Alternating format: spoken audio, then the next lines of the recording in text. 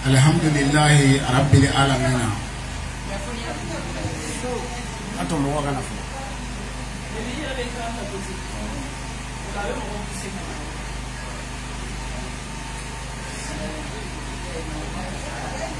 Ini mau ya guna.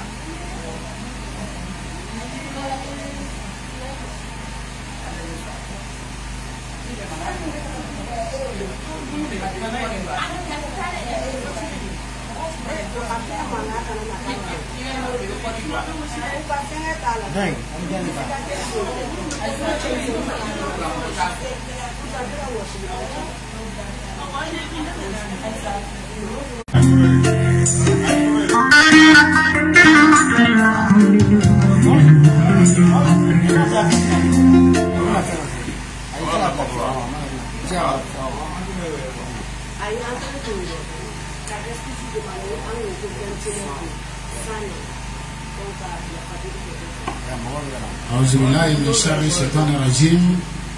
بسم الله الرحمن الرحيم. Ambe ala tanu kakira wale nyumandon ka jatigi bela jelefe jatigi chemana musuma bela jelefe an ku 21 de fo jamanyana me ala ya ke sanji nana sanji fanga boyana doni ayato amaseka live damne jona me sisa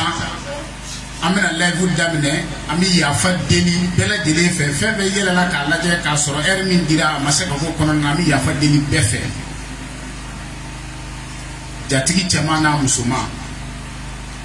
wali nyuma don foli do sanyelema foli do solatul fati jali muso no e nafi jabati sisa jango agora ameriki sisa agora ameriki jatigi chemana musuma bela jele yise koke ale nafi gonya la sonina karamala dianye la kanuna pabe ameriki jatigi chemana musuma bela jele fu wali nyuma dondo ameriki jatigi chemana musuma bela jele sanu tawngolo ka jatigu sara wari tambolo ka jatigu sara ngamba wali nyuma don wali nyuma kera mogoy ama sara malakale zo darani tieni ama kabo ameriki ka se ay boyani karama mizora ale te nyama kala pati jatigi badi be ni bi jatigi bago ni nyama kala bay jatigu ka tamana ka aw segere tunga fe aya do abora bogolo mina ma bawdo aya soro tunga fa aya soro abora bogolo mina jogo be awla baba fo ko dante awla amina levu damne sisa hagato boga sallallahu muhammad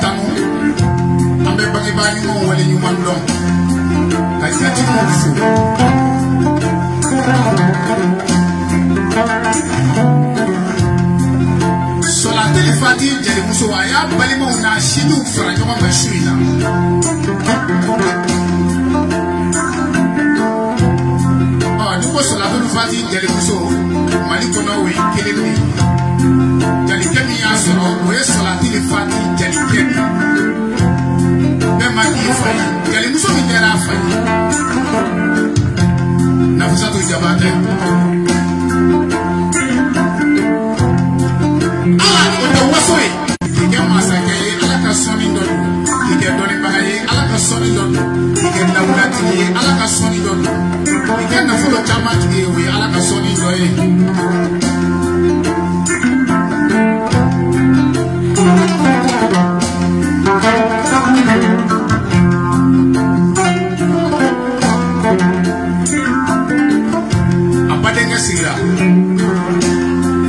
Moribo Koshi Jalima Koni Tani Sari Yara Jelika Mina Jelika Kumabali Ale Kakono Kumabe Shoni Dema Anaye Minvo Idari na Ubeme Abe Famuya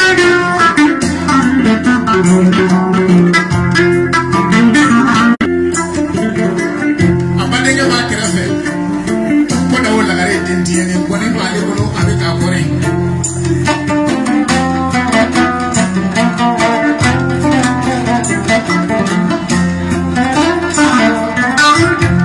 Bindu Bomote Chakone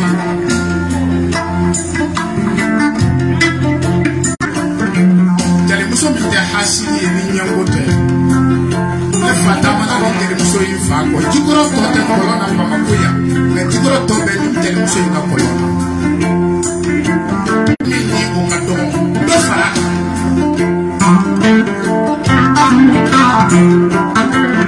Pemba Kifai Bakulenge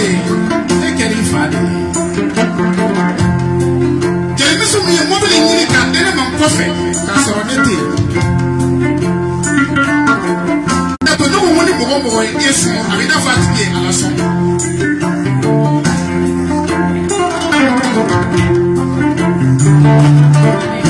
Mimana so Naba di bade unishiju udema Nama kesebe Mimana so Nifa unimba unaba dolu udela Jale Muso Mimana kesebe Jabata Migo Mina Akata